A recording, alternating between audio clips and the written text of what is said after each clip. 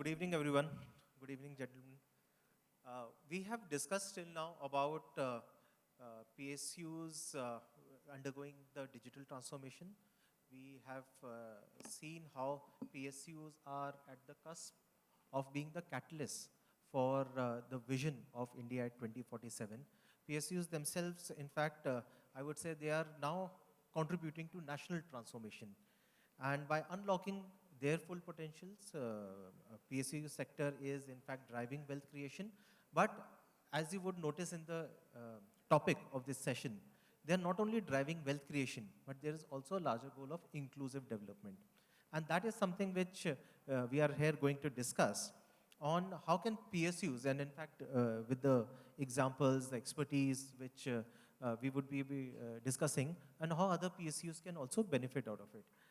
And in fact, if I can start with Mr. Panda, uh, in your opinion, in the last 5 years, PSUs have really created wealth in terms of not just their performance, but also in the markets. What do you think have been the key success factors? Sure. Sure.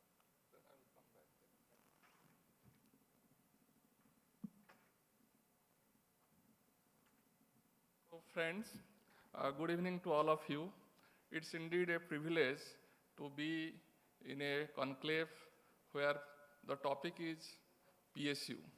You know, in the PSU space, we have got different entities, a large variety of entities who are normally called PSUs. And let me remind you that it's just not the 250 odd central public sector enterprises who are called PSUs in our country. We have got state public sector enterprises like your hydropower corporations, milk federations, thermal power corporations, power generation corporations. We have got public authorities like NHI, the port authorities. Then we have got various special purpose vehicles or joint venture entities like you have got Delhi Metro or Metro Rail corporations in many cities. All of them are PSUs. And in the public space, we have got various entities. In healthcare, we have got AIMS and various medical colleges. In educational sector, we have got IITs, NITs, IIMs, and many sectors. They're all working in the public space. Besides, we have got government entities like railways or paramilitary forces, military forces. They are all in the public space or public domain. Now, what exactly we are creating in this domain? What exactly we are doing in this domain? We are just not doing business. We are building the nation. We are not only creating wealth, in addition to creating the wealth, we are providing a range of services to the people of the country. And the way we are providing these services, these are unprecedented in the global standards and in the various even developed countries. Even the COVID, last 5 years, in the last 5 years, the phenomenal, the most monumental thing that has happened is COVID. COVID has been an eye-opener. And during this COVID pandemic, the way the PSUs of this country or the public entities of this country, they worked in tandem and continued the wheels of the country moving, it is indeed phenomenal and has been appreciated by all. It's not only in India, even globally also, the public entities have done in their times very fantastic and admirable work. People do not appreciate it. For example, the former British Prime Minister, Mr. Boris Johnson, spent his whole career in media criticizing the NHS. And after COVID, he also bowed down the NHS and said, Namaste NHS. The first meeting in which both President Biden and Vice President Harris have shared dais after nomination of Vice President Harris, the title of that meeting was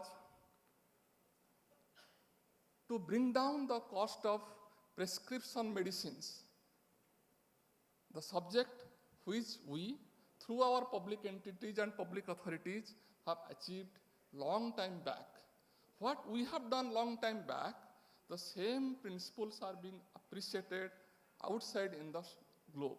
And because of this appreciation, we have seen in the last 5 years, the valuations of our public entities have increased. The valuations still remain subdued, and the value that the public entities are creating in this country are far more than the current valuations even at the elevated levels what we have achieved in last 5 years. Why this has remained so? The question is a very complex question and cannot be answered in such a short period of time. But let me tell you one point. One of the reasons why the public entities are not admired in public or their valuations have remained subdued is because of the narrative. The narrative in India has been that the PSUs are white elephants, money guzzlers, laggards.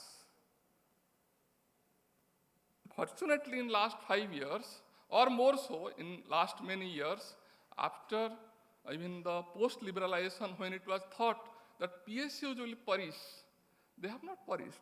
The elephant has started dancing. And the better the music, more synchronized the music, the dance is more nuanced now.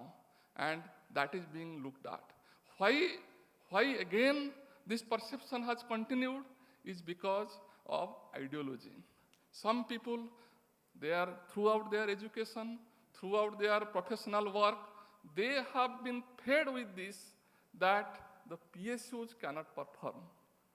But in India, the PSUs have performed in a stellar manner, spectacularly, because two reasons. One, last 75 years, the singular achievement of the PSUs, who started this middle class, created the middle class before 1990, the PSUs have created India's middle class. Think over, many people who are sitting in this audience, their parent may be drawn with some PSU or government background. The India's middle class has been created by PSUs. And that has been carried forward post-1990 in a very spectacular manner by our well-performing private sector and led by the IT industry. The amount of employment that the IT industry has generated for our young people is something which needs to be admired. The second reason is that why the PSUs are being kept underrated is because it is thought that the PSUs are not subjected to competition. But last 25 years, most of the PSUs have been thrown into competition, and despite the competition, in addition to nation building, in addition to creating wealth for the country and serving the people in different manner, these PSUs have not only withstood the competition, they have defeated the competition in many spheres. So, therefore, so Mr. Panda, sorry, I'm just so interrupting. I'm concluding. Yeah. Therefore, these PSUs are being admired in private, but being criticized in public. This mindset has to change to see that the PSUs go for a resurgence and create further wealth for this country. Thank you, Mr. Panda. In fact, very well said on the narrative. And that was one of the first reasons. And second, you said that the elephants are dancing. And in fact, we have two giants here, one from Railtel and ONGC. And Mr. Rama, I would like to ask you first is that Railtel itself has transitioned from just mere service provider into a digital solutions company. And in fact, your share price has also increased quite a bit, about 174% in the past 1 year. What have been the success factors for Railtel?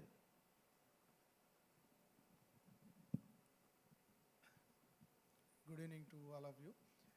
I think Panda sir has set the tone about the public sector undertakings. Now the specific query to me is about my own company, Railtel. And Railtel from the beginning has been in the telecom sector, providing the national long distance services, ISP services, and infrastructure provider IP1 services. But in the recent past, the Railtel has moved into IT, ICT system integration activity. that has grown has grown as a very strong business stream for us, Railtel. And also we are into,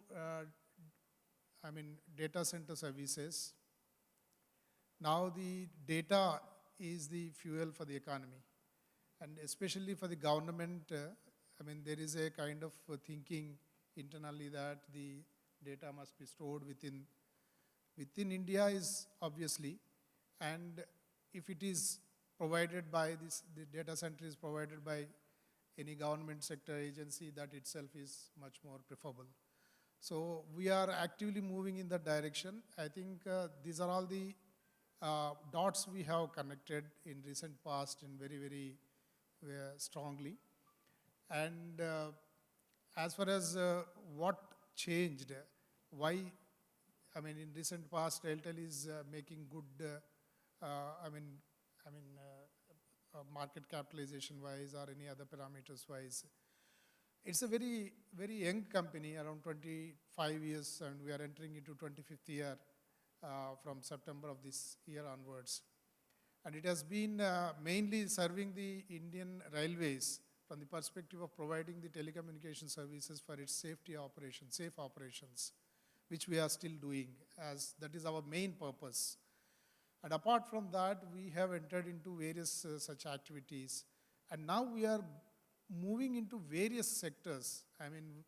One of my colleagues earlier in the discussions might have mentioned about the digitalization related thing. We are moving into health sector. For example, for Indian Railways, there are around 700 railway hospitals, which are all digitized by the Railtel. And now, including the pensioners, they can avail these facilities using this hospital management system, which has been. Here comes the value of a public sector undertaking. Private sector has its own advantages, but at the same time, in government sector, rolling out a hospital management system across 700 hospitals, making it available to the pensioners, it's one way, it is another inclusiveness. In a big way, it is an inclusiveness. So now people are able to get their medical services across the country. If somebody is traveling, he can just go to any railway hospital and get the benefit out of that. That kind of seamless integration has happened. Similarly, we are into the e-office space, where we have rolled out the e-office, wherein entire physical movement of files have been dispensed with, and now we have done it on almost 85 organizations and still counting. So these are all new areas we are actually entering into, and digitalization has been the main focus area for the government, and that is where our opportunity lies, and we are capitalizing on that. So as I picked up, the digitalization has helped you in the operational efficiency, and diversification is also there because you have changed kind of your major business model and moved into different services as well. Yeah, that's true. Actually, it is a very seamless change. Here I want to make a mention about the telecom sector growth. In the telecom sector, everyone knows that there is a cutthroat competition. Though we are not providing mobile services, in other areas we are going to compete with giants in the market.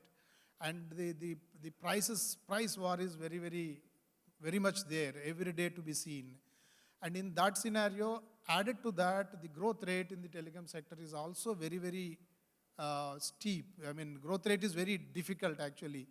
We have been trying our best to maintain the 10% growth rate every year, and very difficultly we are able to achieve. And that is despite the competition, as Mr. Panda also had said, that indeed there is competition. I would just like to move on to Mr. Patil here, because I want his view specifically when you spoke about diversification.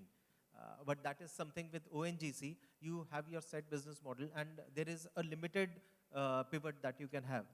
But still ONGC, of course, has been showing great results year on year. What is your success factor? Yeah, good evening.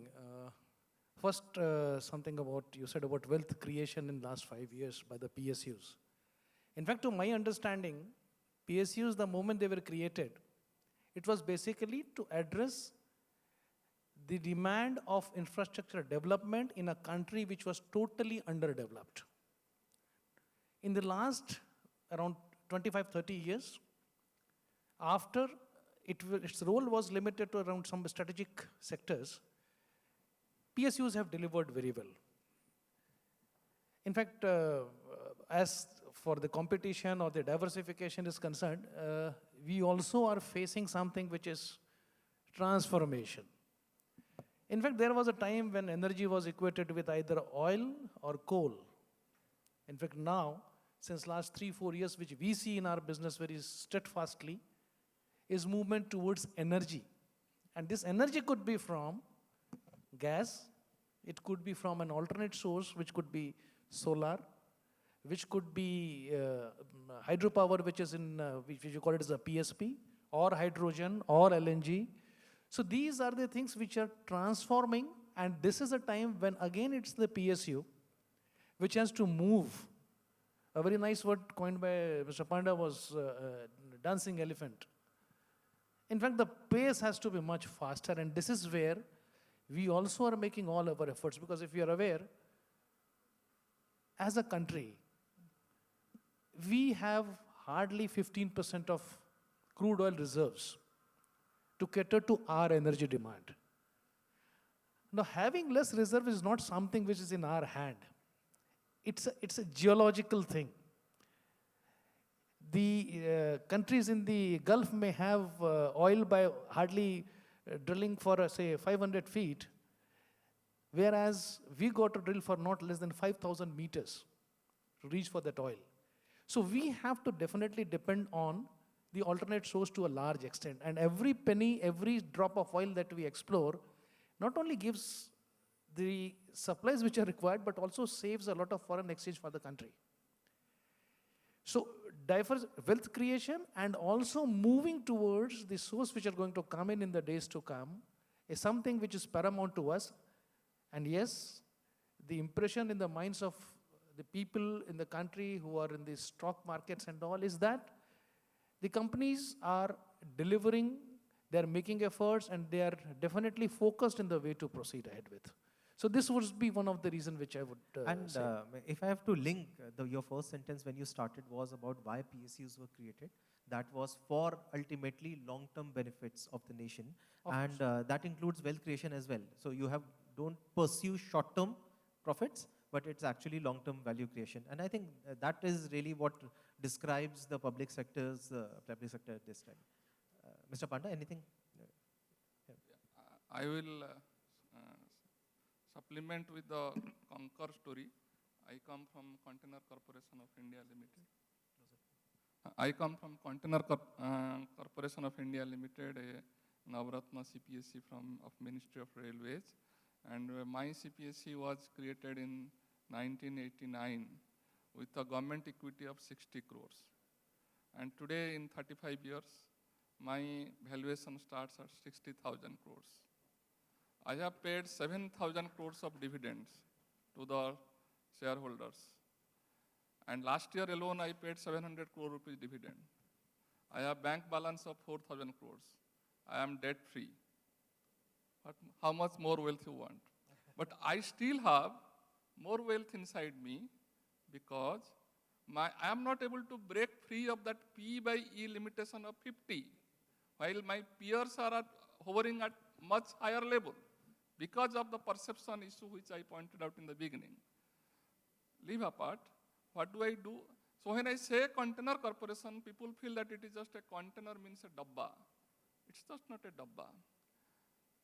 I have two streams of business and they are complementing each other. One, if I say that I am the largest, I have largest number of ports that I am operating, people will not believe, but indeed it is a fact. Out of 66 terminals where I operate, or multimodal logistics parks where we operate, 40 are focused on export and import, and they are what is known as dry ports. They are indeed hinterland ports, and we are an operator of 40 ports. So port operation is one of our business activity. The second, from where we draw our revenue, is transportation. That we transport all the export-import containers that you are getting in the ports to the hinterland and further distribute So that container transportation is done through, we have got 380 trains, totaling 18,000 wagons. And this business, because of this business, we draw our revenue, and 95% of our transportation we do through on rail, which is more energy efficient, 10 times more energy efficient. And because of that, we are promoting sustainability. Now the question of the opportunities are immense. In our country, the rail coefficient or the percentage of the cargo that is transported through the environmentally sustainable mode of rail transport hovers around 25%. So 75% goes on the energy guzzling mode of transport, that is roads. So the opportunity is that more cargo I have to bring from road to rail. The second is we have got long coastline. We have to move containers, the domestic containers on the coastline. Third, we have got inland waterways. We have to move on these waterways. Fourth, we have got external corridors, trade corridors, in which India is absent. India is not active. India, Middle East, Europe corridor, international north-south trade corridors. So opportunities are immense. Now grabbing each opportunity is a challenge. And that challenge we are addressing. Yes, and that is definitely. how we are going to create wealth in the future. Sure. And therefore, talking about creating wealth in the future, and we are talking about inclusive development as well. Quick thing with Mr. Patil, of course, we were discussing earlier also, and you taking care of the human capital in ONGC. What has been your initiatives as far as making it more inclusive?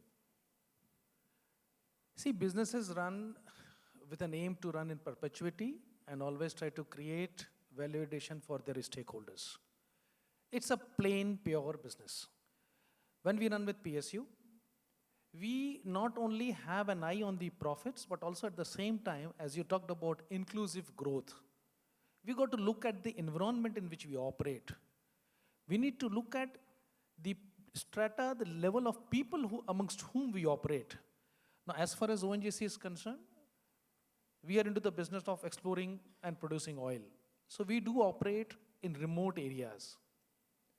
We are very clear. We grow, and along with us, the community which is along by side of us should also grow. This has got many impacts, social impacts, where people, if we are in a position to upgrade their lives, if we are in a position to impart them good education, if we are in a position to provide them basic bare minimum facilities, though that will go a long way, because ultimately at the end of the day, when we have to go for our people, when we have to recruit people, again keep in mind it's a PSU. We are going to be having a very transparent system where everybody has got an equal opportunity to come in. So this is what we do when we operate, and we also try to create opportunity for our employees so that if they wish to, they also are in the position to contribute on an individual level by joining in the schemes which the organization runs.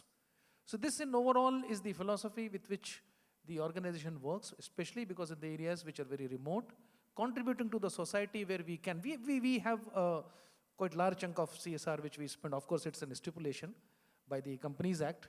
But let me tell you, we have been operating it much before. This act came into 2013 with a percentage prescribed of the PBT to be put into CSR, but we had been operating much before. Because as I said, we needed to operate in an area which already is occupied by some, and we got to give them an facility so that they are also having a buy-in into the system. Thanks. I have my eye on the clock as well. But Mr. Rao, one thing as a last thing I would like to ask about your thoughts on what inclusive development really is.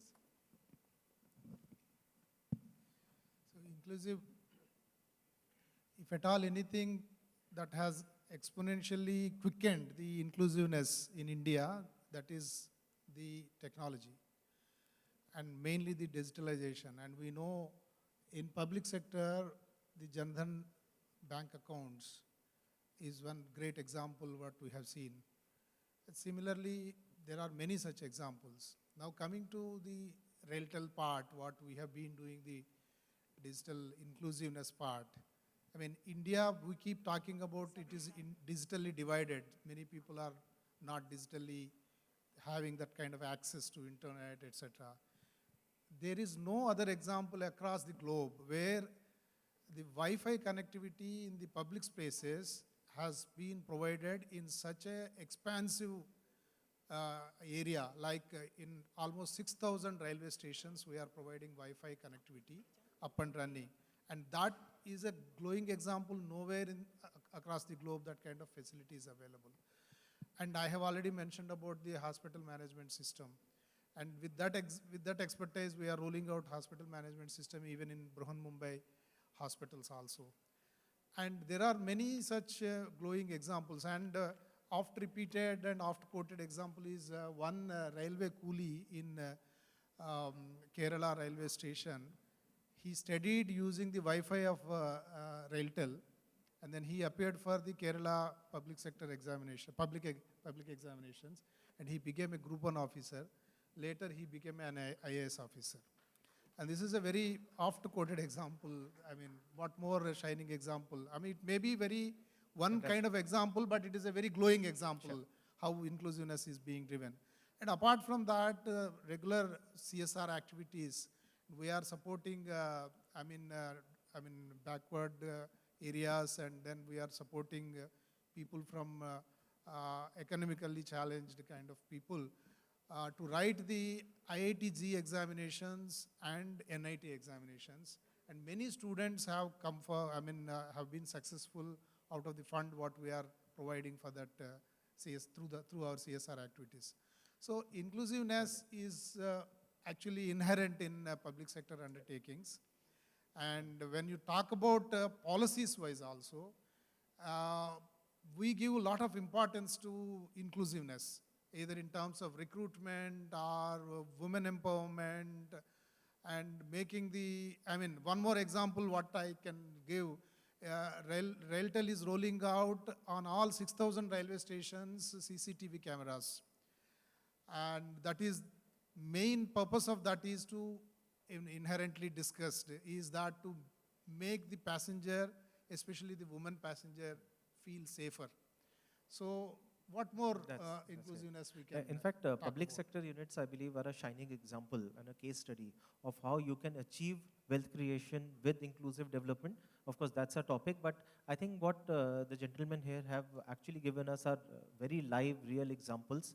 The growth which they have achieved has been through diversification, has been also in the face of extreme competition, changing business environment, and with digitalization and with the kind of initiatives they have taken for their employees as well as the society in general, I think it is something which all public sector units, private enterprises, and everyone should learn from.